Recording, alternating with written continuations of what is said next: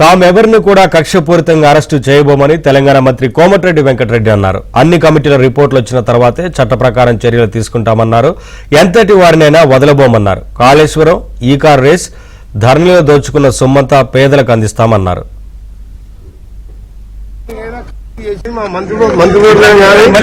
ముఖ్యమంత్రిగా పదే చెప్పినాం, అధికారులకు ఎవరిని అరెస్ట్ చేయలేదు, ఎవరి కేసులు పెట్టలేదు. చట్ట ప్రకారమే అన్ని జరుగుతాయి.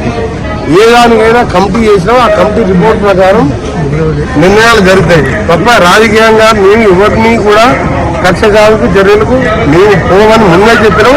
అదే మాట మీరు పక్క రాష్ట్రాల్లో చూస్తున్నారు. మీరు రోజు నలుగురు అరెస్ట్ అవుతున్నారు. మాజీ మంత్రులు, ఎంపీలు, ప్రజెంట్ ఎంపీలు, ప్రజెంట్ ఎమ్మెల్యేలు.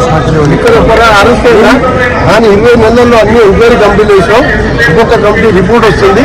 ఆ రిపోర్ట్ లో దోషులు తేలిన వారు తప్పకుండా దేశాలకు క్యాబినెట్ అనుమతి లేకుండా ఇచ్చి మళ్ళా ఎలక్ట్రల్ బాండ్ వాళ్ళ పార్టీకి వచ్చినట్టు బ్యాంక్ రిపోర్ట్ తర్వాత నువ్వు నేను చెప్పిన ఆగుతుందా? అది కాదు. అందుకనే దీనిలో మా జోక్యం లేదు. చట్ట ప్రకారమే చర్యలు చేపడతాం. ఎంతటి వారైనా సరే కాళేశ్వరంలో కానీ, ఈ కార్ రేసింగ్లో కానీ, ధరణిలో కానీ ఎట్టి పరిస్థితుల్లో కూడా దోసుకున్న సొమ్మంతా కట్టేయాలి. మళ్ళీ దోసుకున్న సొమ్మంతా కూడా రికవరీ చేసి మళ్ళా పేదల కార్యక్రమాలు చేయాలన్నది మా లక్ష్యం.